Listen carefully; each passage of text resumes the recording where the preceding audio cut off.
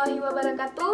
Perkenalkan, nama saya Safatul Fadilah beserta rekan saya Tara Raudatul Jannah dan juga Salwa Arsa. Kami merupakan mahasiswi dari Prodi Pendidikan Biologi, Fakultas Keguruan dan Ilmu Pendidikan Universitas Syekh Kuala. Video ini merupakan salah satu tugas untuk memenuhi syarat pada mata kuliah anatomi tumbuhan. Pada video kali ini kami akan membahas tentang daun atau folium. Saya akan membahas tentang asal-usul daun dan juga perkembangan dari daun. Saya Tara Raudatul Jannah. Di sini saya akan menjelaskan mengenai histologi daun monokotil dan dikotil serta anatomi dari daun monokotil dan dikotil. Nah, yang kelima ada perbedaan struktur daun dikotil, monokotil, dan gimnospermae. Nah, pertama saya akan menjelaskan tentang asal-usul daun. Jadi, asal-usul daun ini terdiri dari dua teori, yaitu teori telome dan juga teori enasi. Nah, pertama kita harus mengetahui dulu apa itu daun. Jadi, daun ini merupakan suatu organ yang terdapat pada tumbuhan yang mengandung klorofil dengan fungsi utama untuk menangkap energi serta menangkap cahaya yang akan digunakan untuk berfotosintesis. Nah, menurut tipenya, daun ini dibedakan menjadi dua tipe, yaitu tipe mikrofil dan juga daun makrofil. Nah, daun mikrofil ini merupakan daun yang terdiri hanya dari satu vena atau satu pertulangan daun yang terletak dari pangkal daun hingga ke ujung daun. Sedangkan daun makrofil merupakan daun yang terdiri dari banyak vena atau banyak pertulangan daun, di mana pertulangan daun ini bercabang-cabang. Nah, daun makrofil ini terdiri dari dua sifat, yaitu sifat terbuka dan juga sifat tertutup, di mana sifat terbuka itu percabangannya bebas dan sifat tertutup di mana percabangannya sejajar dengan menyatu pada ujung pertulangan daun. Selanjutnya saya akan membahas tentang teori telome. Nah, teori telome ini mengemukakan bahwa daun itu berasal dari tumbuhan primitif atau tumbuhan sederhana, di mana tumbuhan sederhana itu tidak dapat dibedakan antara daun, batang, dan akarnya. Nah, struktur tubuh dari tumbuhan primitif ini bisa dilihat seperti gambar di samping, yaitu di mana tumbuhan ini tidak dapat dibedakan yang mana daunnya, yang mana akarnya, dan yang mana batangnya. Nah, tumbuhan primitif itu seperti Rhinia ataupun Hornea ataupun lainnya. Nah, jadi rangka telome ini dia tersusun dari telome dan mesome, di mana mesome itu dia merupakan ruas yang terdapat di bawah telome. Nah, selanjutnya saya akan membahas tentang terbentuknya daun mikrofil dan daun makrofil menurut teori telome. Nah, jadi ada sedikit perbedaan dalam pembentukan daun mikrofil dan daun makrofil pada teori telome ini, di mana daun mikrofil ini dia terbentuk hanya dari satu percabangan. Kemudian terbentuklah daun mikrofil, yaitu daun dengan satu pertulangan daun. Nah, sedangkan daun makrofil ini dia terbentuk dari beberapa cabang yang kemudian menyatu sehingga terbentuklah daun makrofil, yaitu daun yang memiliki banyak percabangan, banyak pertulangan daun atau vena. Kedua, terdapat teori enasi, yaitu di mana teori enasi ini mengemukakan bahwa daun itu berasal dari perkembangan bagian samping batang. Jadi, proses evolusi daun menurut teori enasi ini dapat diperhatikan pada gambar. Nah, jadi pada gambar pertama itu merupakan gambaran dasar bagaimana bentuk batang. Nah, kemudian pada gambar 2 di mana terdapatnya tonjolan yang merupakan pelebaran dari bagian samping batang, di mana pelebaran tersebut membentuk stomata. Namun pada pelebaran tersebut belum terdapat penghubung vaskular. Nah, kemudian pada gambar kedua mulai terbentuknya penghubung vaskular berupa jaringan pengangkut. Nah, kemudian pada gambar ketiga penghubung vaskular tersebut mulai merambat dari pangkal daun hingga ke ujung daun. Nah, untuk daun mikrofil ini hanya memiliki satu pertulangan daun. Nah, pada gambar di bawah merupakan gambar yang menjelaskan lebih jelas bagaimana gambar daun mikrofil yang hanya memiliki satu pertulangan daun saja. Berikutnya saya akan membahas tentang perkembangan daun. Jadi perkembangan daun ini dimulai ketika munculnya primordial daun atau sering disebut dengan calon bakal daun. Jadi primordial daun ini dia akan muncul pada meristem apex pucuk. Saat primordial daun baru muncul, maka primordial daun sebelumnya telah melebar secara progresif sebagai akibat dari aktivitas meristem yang terdapat di dalam daun tersebut. Nah, jarak antara munculnya primordial daun baru dengan primordial daun sebelumnya disebut dengan plastokron. Primordial daun pada tumbuhan dikotil dan tumbuhan monokotil memiliki perbedaan, di mana pada tumbuhan dikotil, primordial daun hanya terbentuk pada sebagian kecil diameter meristem apex pucuk, sehingga pada saat tumbuhan dikotil ini masih sangat muda, terlihat seperti pasa. Sedangkan pada tumbuhan monokotil, primordial daun itu berkembang pada keseluruhan, yaitu pada sekeliling diameter meristem apex pucuk, sehingga pada tumbuhan monokotil terlihat seperti kerah baju karena primordial daun menutupi bagian meristem apex pucuknya. Nah, primordial daun ini akan terus berkembang hingga mencapai bentuk dan ukuran tertentu, di mana pertambahan ukuran diakibatkan karena adanya jumlah sel yang terus bertambah.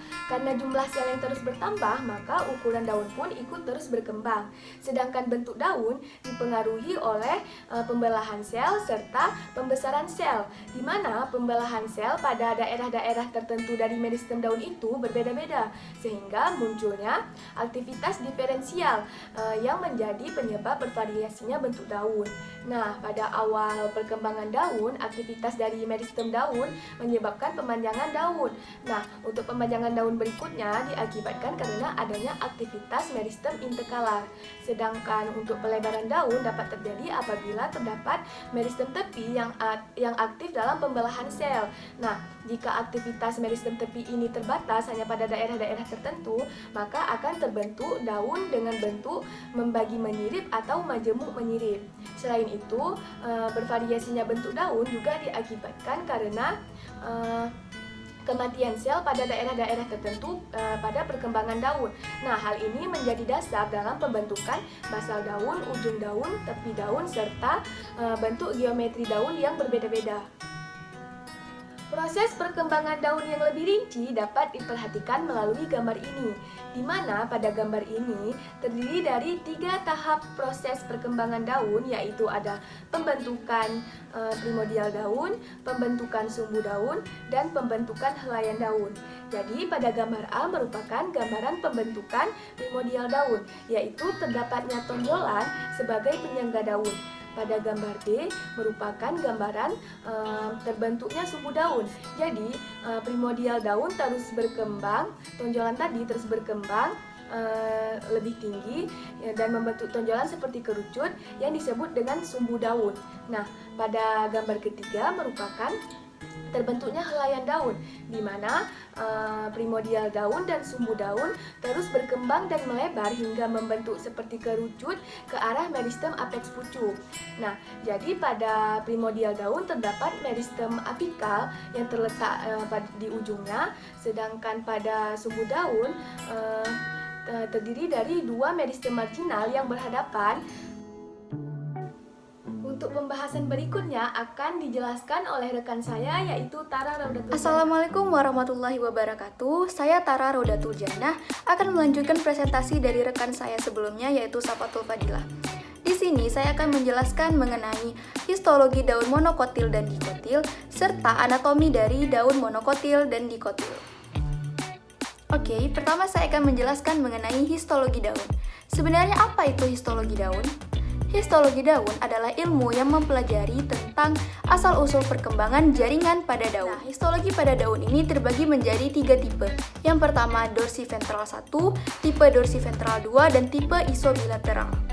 Pada tumbuhan monokotil memiliki tipe isobilateral.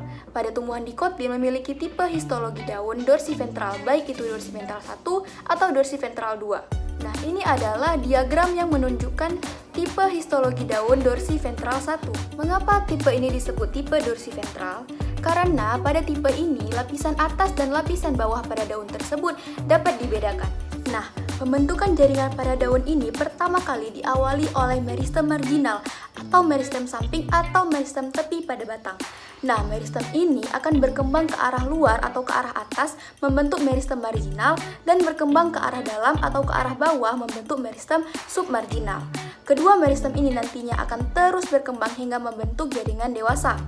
Pada perkembangan ke arah luar tadi, meristem marginal akan membentuk dua jaringan meristematik, yaitu adaksial protoderm dan abaksial protoderm. Nah, pada adaksial protoderm akan berkembang menjadi adaksial epidermis atau epidermis atas, sedangkan pada abaksial protoderm akan membelah sehingga membentuk abaksial epidermis atau epidermis bawah. Nah, seperti yang telah saya katakan tadi, meristem marginal akan membelah ke arah dalam atau membelah ke arah bawah membentuk meristem submarginal. Meristem submarginal ini akan membentuk lagi dua jaringan meristematik, yaitu adaksial layer dan abaksial layer. Adaksial layer atau lapisan atas akan membentuk jaringan dewasa parenkim palisade, sedangkan abaksial layer atau lapisan bawah akan membentuk jaringan dewasa abaksial spongy mesofil atau mesofil spons bawah dan jaringan meristematik middle layer. Nah, karena masih meristematik, middle layer ini akan terus berkembang lagi membentuk jaringan dewasa middle spongy mesofil atau mesofil spons tengah dan jaringan meristematik prokambium. Nah, karena masih meristematik, prokambium ini akan terus berkembang membentuk jaringan dewasa yaitu vascular bundle atau berkas pengangkut yang terdiri dari xilem dan phloem. Sehingga pada tipe histologi daun ini akan membentuk jaringan daun yang memiliki satu lapis palisade pada bagian atasnya. Nah, pada tipe histologi daun dorsiventral yang kedua ini awalnya masih sama, masih dibentuk oleh marginal meristem atau meristem tepi pada batang. Perbedaannya terletak pada perkembangan di jaringan meristematik submarginal. Jika pada dorsiventral pertama tadi submarginal berkembang menjadi dua lapisan adaksial dan abaksial layer, pada dorsiventral kedua ini submarginal akan membentuk tiga jaringan meristematik, yaitu adaksial layer, middle layer, dan abaksial layer. Nah, pada jaringan meristematik adaksial layer ini akan membentuk outer layer of palisade parenchyma atau parenchyma palisade lapisan terluar sebelah atas. Nah, sementara middle layer atau lapisan tengah ini yang merupakan jaringan meristematik juga akan membentuk tiga lagi jaringan meristematik, yaitu adaksial tier, prokambium, dan abaksial tier. Nah, jaringan meristematik adaksial tier ini akan membentuk dua buah jaringan dewasa, yaitu inner layer of palisade parenchyma, yaitu parenchyma palisade lapisan bawah, dan middle spongy mesofil atau mesofil spons tengah. Nah, sedangkan jaringan meristematik prokambium ini akan membentuk vascular bundle atau berkas pengangkut. Nah, sementara jaringan meristematik abaksial tier ini juga akan membentuk jaringan dewasa yaitu spongy mesofil.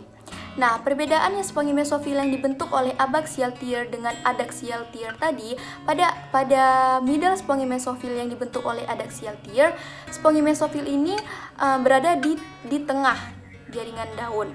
Sedangkan pada spongy mesofil yang dibentuk oleh abaksial tier ini merupakan mesofil spons yang berada di tengah namun lebih dekat dengan epidermis bawah daun. Nah, selanjutnya abaksial layer akan membentuk outer layer of spongy mesofil, yaitu mesofil spons yang paling terluar sebelah bawah. Jadi, dapat kita lihat perbedaan antara tipe histologi daun dorsiventral yang kedua dengan tipe histologi daun dorsiventral yang pertama.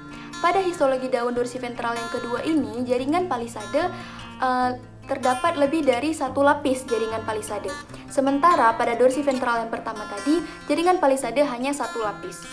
Kemudian, jaringan spons yang dibentuk pada tipe histologi daun dorsiventral yang kedua ini dibentuk sebanyak 3 kali, yaitu jaringan spons tengah, jaringan spons tengah bawah, dan jaringan spons bawah.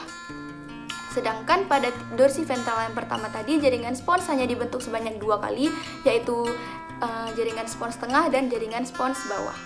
Kemudian, tipe histologi daun yang ketiga adalah histologi daun isobilateral.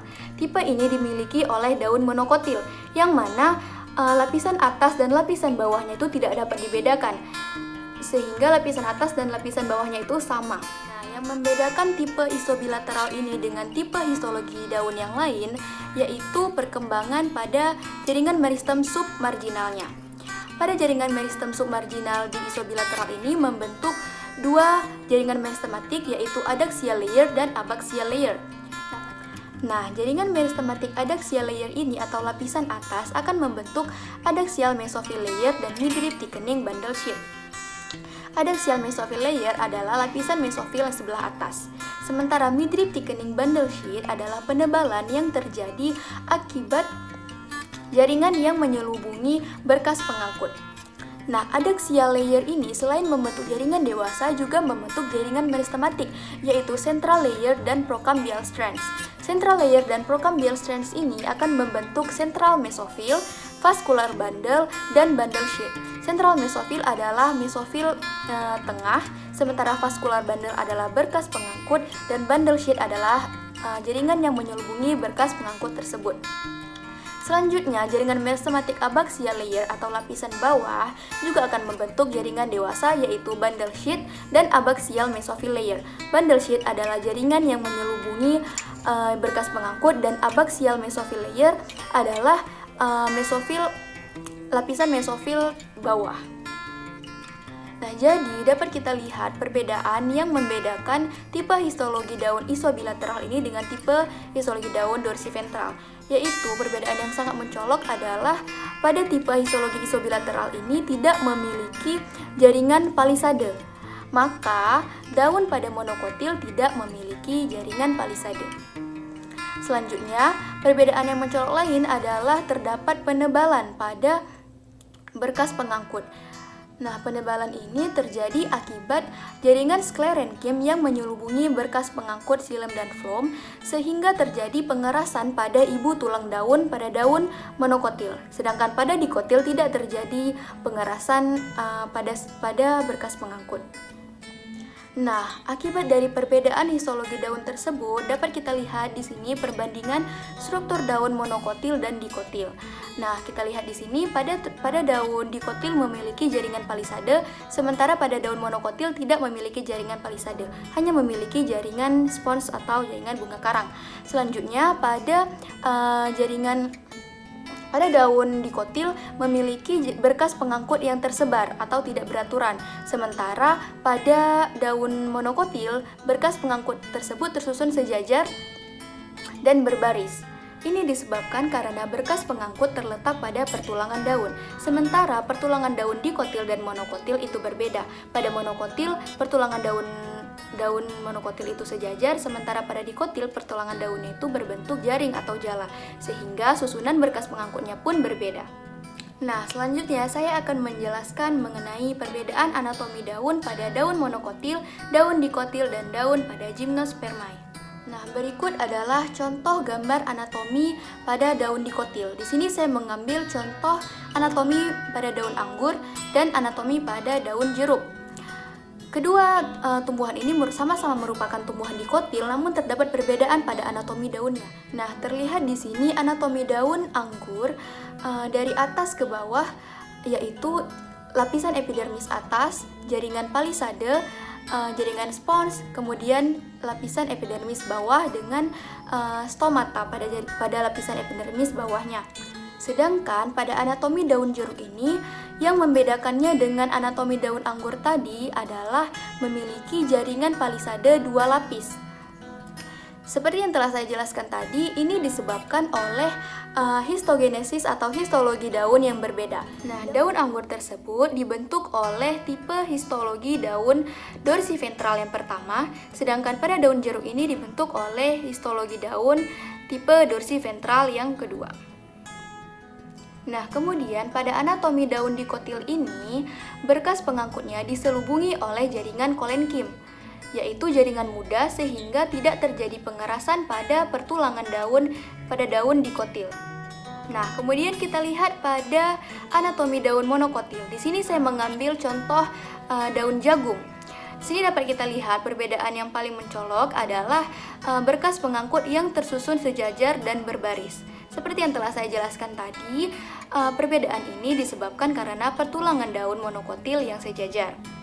Selanjutnya, perbedaan yang dapat kita lihat adalah tidak adanya ditemukan jaringan palisade pada daun monokotil ini. Nah, kemudian perbedaan mencolok lain yang dapat kita lihat adalah terjadi penebalan pada salah satu berkas pengangkut pada daun monokotil ini. Penebalan ini disebabkan oleh jaringan sklerenkim yang menyelubungi berkas pengangkut. Penebalan ini biasanya terjadi pada ibu tulang daun yang menyebabkan pengerasan pada ibu tulang daun tersebut. Sehingga pada daun monokotil apabila kita pegang daunnya, ibu tulang daunnya itu terasa keras dan sulit untuk dipatahkan. Nah, selanjutnya kita lihat anatomi daun pada Gymnospermae. Di sini saya mengambil tumbuhan pinus sebagai contohnya. Nah, anatomi pada daun pinus ini sangat berbeda dengan daun pada monokotil maupun dikotil. Ini disebabkan karena bentuk daun pada pinus ini adalah berbentuk jarum, sehingga tidak berbentuk pipih seperti pada daun monokotil dan dikotil. Pada daun pipih, pada monokotil dan dikotil itu dapat dibedakan lapisan atas dan lapisan bawahnya, sedangkan pada tumbuhan pinus tidak dapat dibedakan lapisan atas dan bawahnya karena daunnya berbentuk bulat. Nah, kemudian dapat kita lihat perbedaan yang mencolok dari tumbuhan pinus ini dibandingkan dengan anatomi tumbuhan lain adalah terdapatnya zat resin yang berada di antara mesofil daun pada tumbuhan pinus ini. Kemudian mesofil daun di tumbuhan pinus ini tersusun atas bunga karang yang tersusun rapat namun dengan bentuk yang tidak beraturan.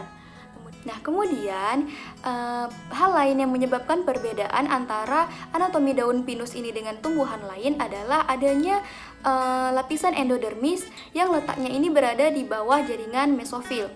Kemudian di bawah lapisan endodermis terdapat perisikel, kemudian di bawah perisikel terdapat jaringan sklerenkim yang menyelubungi berkas pengangkut. Nah, jaringan sklerenkim inilah yang menyebabkan struktur daun pada tumbuhan pinus ini keras. Nah, jaringan sklerenkim ini menyelubungi xilem dan phloem yang dapat kita bedakan pada ukurannya. Ukuran xilem terlihat lebih besar daripada ukuran phloem. Perbedaan lain adalah daun pinus ini memiliki sel transfusi yang tidak dimiliki oleh daun pada tumbuhan lain.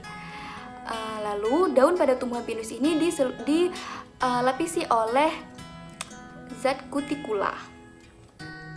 Nah, itu dia perbedaan yang terdapat pada anatomi daun monokotil, daun dikotil, dan daun pada Gymnospermae.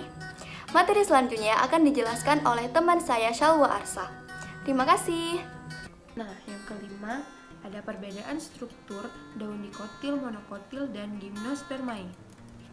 Nah, pada daun dikotil yang pertama, berkas pembuluh tersusun tidak beraturan dan menyebar. Yang kedua, memiliki jaringan palisade. Yang ketiga, pada daun dikotil, jaringan yang menyelubungi pembuluh ada di jaringan kolenkim. Dan daun dikotil ini termasuk histologi tipe daun dorsiventral. Nah, kemudian monokotil. Yang pertama, memiliki berkas pembuluh yang tersusun berbaris dan sejajar. Kemudian jaringan yang menyelubungi pembuluh pengangkut ada di jaringan sklerenkim. Daun monokotil ini tidak memiliki jaringan palisade dan daun monokotil ini termasuk histologi tipe daun isobilateral. Pada Gymnospermae yang pertama, bentuk daun yang menjarum sehingga tidak dapat dibedakan antara lapisan atas daun dan lapisan bawah daun. Yang kedua, memiliki endodermis, pericycle, dan transfusion. Yang ketiga, pada daun Gymnospermae tipe stomatanya tenggelam terhadap epidermis. Yang keempat, pada daun Gymnospermae tidak memiliki jaringan palisade dan mesofilnya tidak beraturan. Sekian presentasi dari kelompok kami. Jika ada kekurangan kami mohon maaf. Jika ada yang ingin ditanyakan, boleh ditanyakan pada kolom komentar di bawah ini. Terima kasih.